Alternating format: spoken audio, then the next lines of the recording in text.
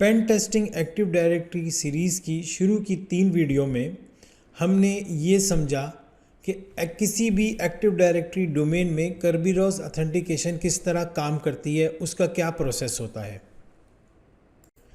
अब आगे की वीडियोस में हम डिस्कस करेंगे वो टूल्स और स्ट्रेटजीज जो हमें अपनानी है एक्टिव डायरेक्टरी को पेन टेस्ट करने के लिए। सबसे पहले हम जिन 3 अटैक्स को डिस्कस करेंगे वो हैं कर्ब रूट, srep रोस्टिंग और कर्बी रोस्टिंग।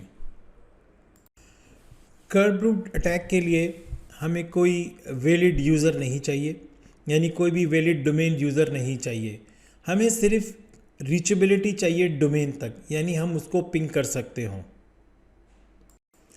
जबकि srep रोस्टिंग और कर्बी रोस्टिंग के लिए हमें नॉर्मल यूज़र चाहिए, यानी हमारे पास कोई डोमेन यूज़र हो, यूज़र नेम विद पासवर्ड, फिर हम srep रोस्टिंग या कर्बी रोस्टिंग अटैक कर सकते हैं।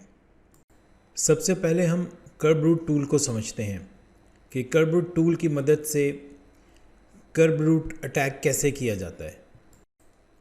कर्ब रूट बेसिकली एक ब्रूट फोर्सिंग टूल है जो इम्पैक्ट लाइब्रेरी के साथ मिलकर चलता है।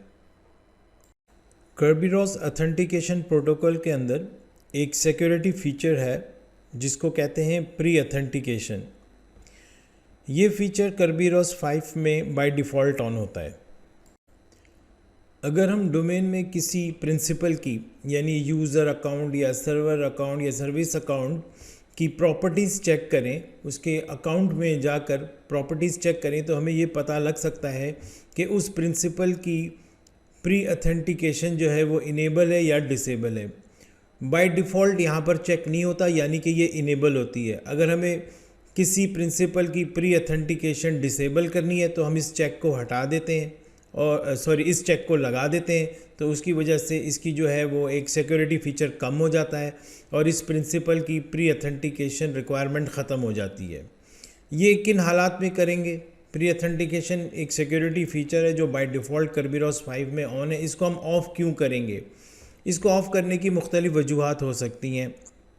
एक वजह ये हो सकती है कि हमारे पास कोई एक ऐसा प्रिंसिपल है जो कर्बेरॉस ऑथेंटिकेशन पे काम नहीं कर रहा, ठीक है, तो वहाँ पर हमें इसको ऑफ़ करना पड़ता है। यहाँ पर चेक लगा देंगे, ये ऑफ़ हो जाएगी। या फिर हमारे पास कोई ऐसा ट्रबल शूटिंग सिनेरियो बन गया है जिसकी वजह से जो है प्री ऑथेंटिकेशन कोई प्रॉब्लम दे रही है, तो for the time being for solving that problem हम प्री ऑथेंटिकेशन को जो है वो डिसेबल कर देंगे।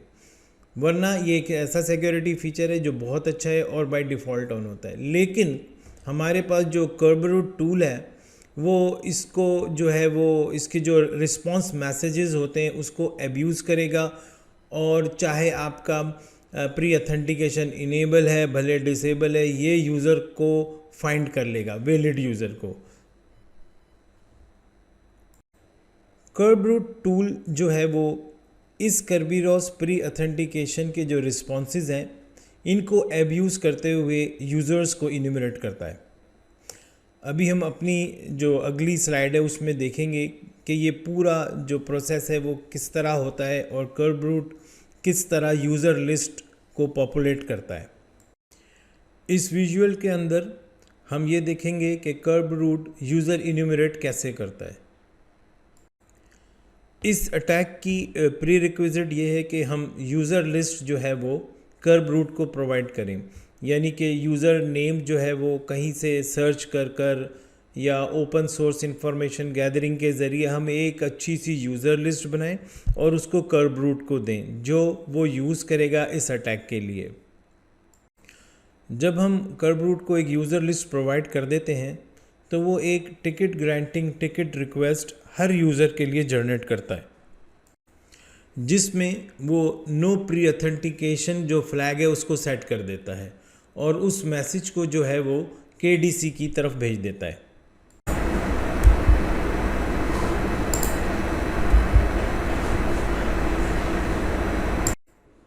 KDC के अंदर ऑथेंटिकेशन सर्वर जैसे ही एक क्राफ्टेड रिक्वेस्ट को रिसीव करता है तो उसको फ़ौरन रिस्पॉन्स देता है।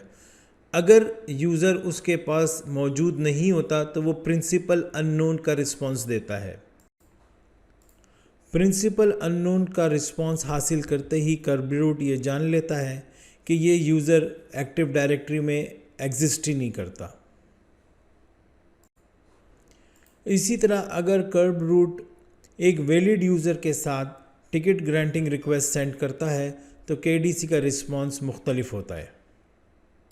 अथेंटिकेशन सर्वर या तो ये कहेगा कि प्री अथेंटिकेशन रिक्वायर्ड है या तो फिर उसको टिकट ही इशू कर देगा। इस रिस्पांस से कर्ब रूट ये जान लेगा कि ये कोई वैलिड यूज़र है और फ़ौरन एक लिस्ट जो है वो पॉपुलेट कर देगा। इस तरह कर्ब रूट तमाम यूज़र जो हमने उसको यूज़र लिस्ट में प्रोवाइड किए हैं उनको टेस्ट करता रहेगा और ये लिस्ट को जो है वो पॉपुलेट करता रहेगा। जितने वैलिड यूज़र उसको मिलेंगे उन सबको हमें वो एक लिस्ट बना के स्क्रीन पर डिस्प्ले कर देगा। अच्छा, ये अमल जो होता है वो बहुत फास्ट होता है। तकरीबन लैब में हमने देखा था तकरीबन कोई 10-12 हज़ार यूज़र्स को जो है ना वो तकरीबन 10 सेकंड से अंदर में जो है वो टेस्ट कर लिया जाता है। कितने यूज़र्स कितनी देर में टेस्ट होंगे ये ज़्यादातर डिपेंड करता है कि हम हार्डवेयर कौन सा यूज़ कर रहे हैं, प्लस हमारा कम्युनिकेशन चैनल कितना तेज़ है, कितना फास्ट है। कर्ब रूट अटैक करने के लिए जो मिनिमम इंफॉर्मेशन चाहिए वो है विक्टिम का डोमेन नेम, डोमेन कंट्रोलर का नेम या उसकी IP, ठीक है। और जो हम एग्जीक्यूट करेंगे कर्ब रूट का फंक्शन वो होगा यूज़र इनम का फंक्शन होगा। उसके अंदर हम डिफ़ाइन करेंगे उसका डोमेन कंट्रोलर का IP एड्रेस।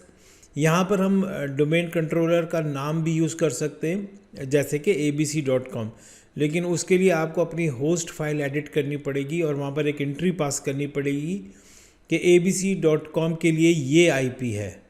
अगर आप होस्ट फाइल में जाके abc.com डिफ़ाइन नहीं करना चाहते यानी डोमेन नेम डिफ़ाइन नहीं करना चाहते तो यहाँ पर --DC के ऑप्शन से आप डोमेन कंट्रोलर की IP दे दीजिए। उसके बाद -D से हम डोमेन डिफ़ाइन करेंगे किस डोमेन को हम अटैक करने जा रहे हैं और आगे ही उसको यूज़र लिस्ट सप्लाई करेंगे। ये हमारी कैली की मशीन है और इस डायरेक्टरी में हमने कर्ब रूट को इंस्टॉल किया हुआ है। अब यहीं पर हमने यूज़र लिस्ट भी रखी हुई है, ठीक है। तो इस यूज़र लिस्ट को हम देखते हैं इसके अंदर क्या है। ये हमने एक यूज़र लिस्ट क्रिएट की हुई है तकरीबन 100 यूज़र्स की। इसको हम यूज़ करेंगे कर्ब रूट के साथ। पहले हम कनेक्टिविटी चेक करते हैं क्या हमारी रीचेबिलिटी है डोमेन तक के जिसको हम अटैक करने जा रहे हैं। ये उस डोमेन की IP है, डोमेन कंट्रोलर की रीचेबिलिटी है। इसका मतलब है कि हम अटैक परफॉर्म कर सकते हैं।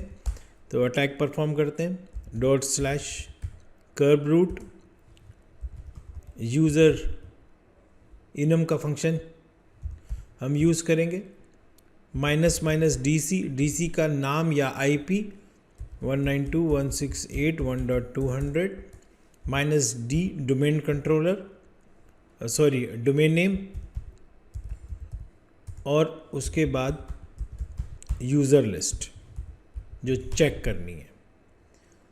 हिट करते हैं, देखें कितनी जल्दी उसने जो वैलिड यूज़र्स है निकाल दिया। लिस्ट में हमने बहुत सारे यूज़र्स देखे थे लेकिन ये वो चंद यूज़र हैं जो उस लिस्ट में वैलिड यूज़र्स थे।